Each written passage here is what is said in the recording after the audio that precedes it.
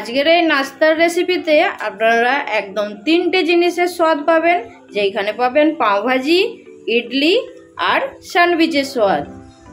নমস্কার, কেমন আছেন সবাই? আশা করছি সবাই খুব ভালো আছেন, সুস্থ আছেন। মৌসুমী রান্নাঘরে আপনাদেরকে আবার একবার অনেক অনেক স্বাগত। আজকে একটা নতুন রেসিপি নিয়ে চলে এসেছি আপনাদের কাছে। তো রেসিপিটা আপনাদেরকে খুবই ভালো লাগবে। আমি এক বাটি সুজি নিয়েছি। তো এই যে বাটিটা দেখছেন, এই বাটির মেজারমেন্ট হিসেবে আমি সবকিছু নেব।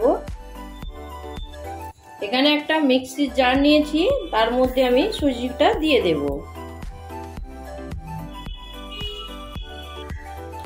এখানে নিয়েছি এক বাটি চিড়ে, যেটা মেশিন চিড়ে, খুব পাতলা হয়। এটা একটু ধুয়ে নেব আগে। এগুলো ধুয়ে নিয়ে চলে এসেছি। এবার এটা মিক্সির জারে নিয়ে নেব।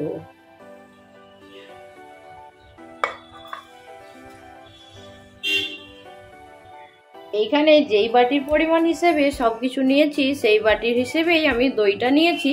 তো দইটা আমি আধা বাটির থেকে একটু বেশি নিয়েছি, সেটাও আমি মিক্সিতে নিয়ে নেব।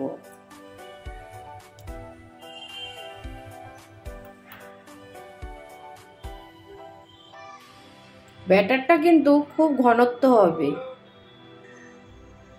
ওই দইয়ের বাটিটাতে অল্প জল দিয়েছি, এটাও দিয়ে দেব। এবার মিক্সিতে এটা একটু পেস্ট বানিয়ে নিয়ে আসছি। ব্যাটারটা আমি পিষে নিয়ে চলে এসেছি। আর এইখানে ব্যাটারটা খুব একদম মিহি পেস্ট না করলেও হবে, এইরকম একটু হালকা গোটা থাকলে হবে। চলুন এটা এবার আমি ডিভাইড করে নেব দুটো জায়গায়। একটা জায়গার মধ্যে আমি ব্যাটারটা ঢেলে নিলাম। এখন আমি অর্ধেকটা নিয়েছি, পরে আবার অর্ধেকটা দেখিয়ে দেব। এখন ব্যাটারটা এই পর্যায়ে থাক। এবার একটা ধনেপাতার চাটনি বানাবো। চাটনি বানানোর জন্য এখানে একটা মিক্সারের বাটিতে নিয়েছি ধনেপাতা, 3টে কাঁচা লঙ্কা আর আধা ইঞ্চি আদার টুকরো। অল্প দিয়ে দেব নুন,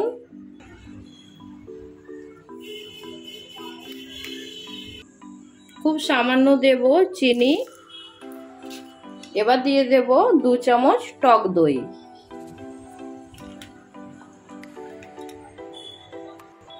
দই নিয়েছি, এবার এটা ভালো করে একটা পেস্ট বানিয়ে নেব। ধনেপাতা চাটনির মধ্যে এক্সট্রা করে আমি আর জল দিলাম না, দইয়ের সঙ্গে ওটা পিষে নিয়েছি। চলুন তাহলে এবার ব্যাটারের কাছে চলে যাই। এবার এইখানে ব্যাটারের মধ্যে দিয়ে দেব পরিমাণ মতো নুন,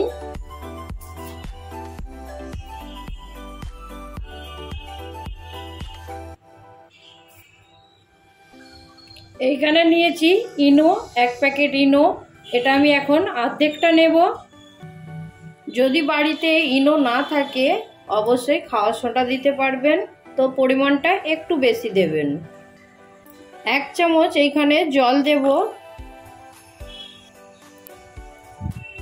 এবার ইনোটা ভালো করে এই ব্যাটারের সঙ্গে মিশিয়ে নেব।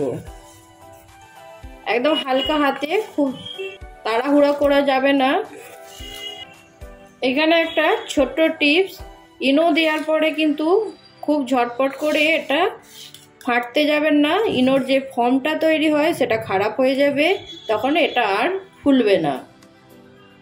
এইখানে একটা এইরকম বার উঁচু থালা নিয়েছি, থালার মধ্যে অল্প তেল দিয়েছি। এবার তেলটা খুব ভালো করে থালার চারপাশে লাগিয়ে নেব। তার মধ্যে তেলটা খুব ভালো করে লাগিয়ে নিয়েছি। এবার ব্যাটারটা দিয়ে দেব। আর ব্যাটারের ঘনত্বটা বুঝতে পারছেন কতটা।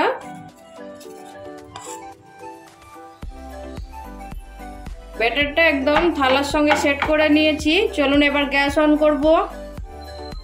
গ্যাস অন করে কড়া বসিয়ে দিয়েছি। এবার কড়ার মধ্যে দিয়ে দেব জল।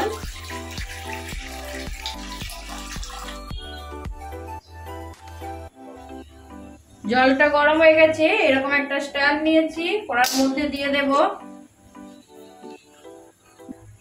এবার এই ব্যাটারের থালাটা খুব সাবধানে কড়ার মধ্যে বসিয়ে দেব।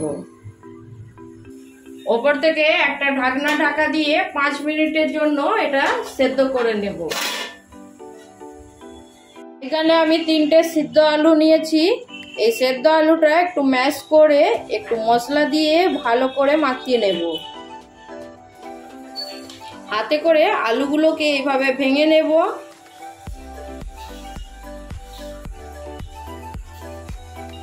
আলুটা আমি ম্যাশ করে নিয়েছি। আলুর মধ্যে কিন্তু ছোট ছোট দানা আছে, একদম পুরো মিহিভাবে আমি এটা মাখালাম না, একটু দানা দানা আছে।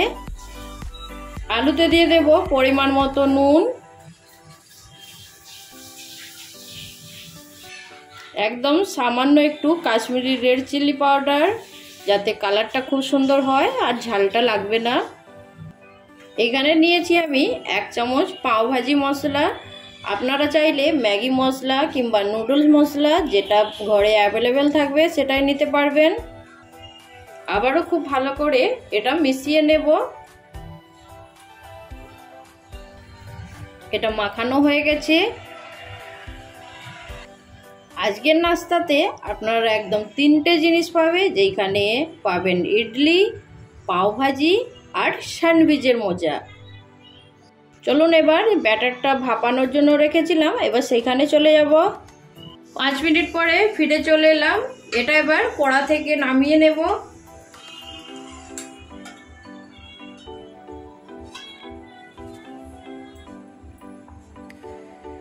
এবার দিয়ে দেব যে আমি ধনেপাতার চাটনিটা বানিয়েছিলাম সেটা। ধনেপাতার চাটনিটা চারপাশে খুব ভালো করে লাগিয়ে নেব। ধনেপাতা চাটনি লাগানো হয়ে গেছে।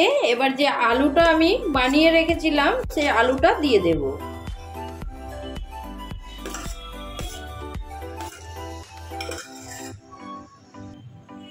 আলুটাও খুব হালকা হালকা করে চারপাশে ছড়িয়ে দিতে হবে।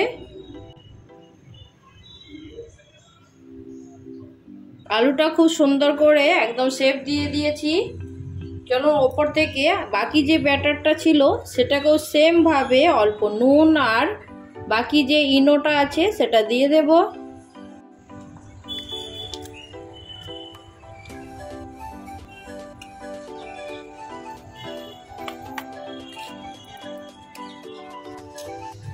এবার ওপর থেকে এইভাবে দিয়ে দেব।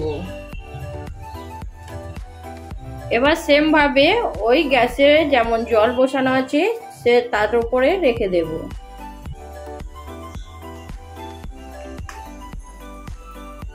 এবার 10 মিনিট এটা ভাপিয়ে নেব। 10 মিনিট পরে ফিরে আসছি। ওপর থেকে অবশ্যই একটা ঢাকনা ঢাকা দিতে হবে। এবার ফিরে চলে এলাম। তো এইখানে আমার এটা একদম ভাপানো হয়ে গেছে। একটা টুথপিকের সাহায্যে দেখে নিতে হবে।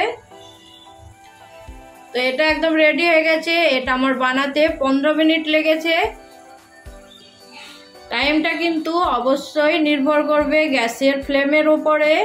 অবশ্যই এটা নামানোর সময় এটা চেক করে দেখে নিতে হবে। এবার এটা ঠান্ডা হয়ে গেছে।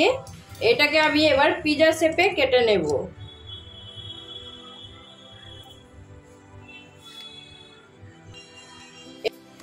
এটা পিৎজা শেপে কেটে নিয়েছি। দেখতে পেয়েছেন এটা একদম দেখতে স্যান্ডউইচের মতো হয়ে গেছে।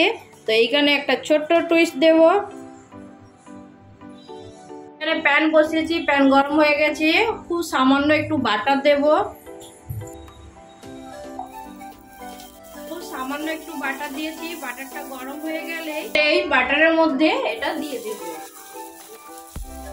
আজ একদম খুব কম তেল নেই সেই রকম নাস্তা বানিয়েছি। এটা কিন্তু দারুণ লাগে। আর এই নাস্তাটার সঙ্গে আপনারা একদম 3টে জিনিস পাবে।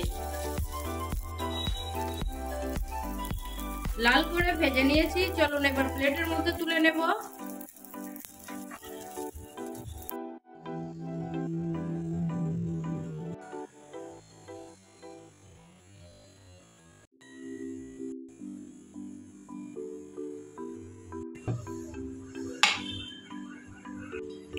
এখানে আমি টক দই নিয়েছি, আর এখানে আছে ধনিয়া পাতার চাটনি, আর আছে টমেটো কেচাপ। তো আপনাদের যেটা ভালো লাগবে সেটা দিয়ে এনজয় করুন। আজকের এই নাস্তার রেসিপিটা আপনাদেরকে কেমন লাগলো অবশ্যই কমেন্ট করে জানাবেন। ভালো লাগলে লাইক দিয়ে দেবেন। যারা নতুন বন্ধু হয়ে আসবেন অবশ্যই আমার চ্যানেলটা সাবস্ক্রাইব করে আমার পাশে থেকে যাবেন। এইরকম নতুন নতুন রেসিপি নিয়ে খুব তাড়াতাড়ি আরও একটা ভিডিওর সঙ্গে দেখা হবে। সবাই ভালো থাকবেন, সুস্থ থাকবেন, বাই।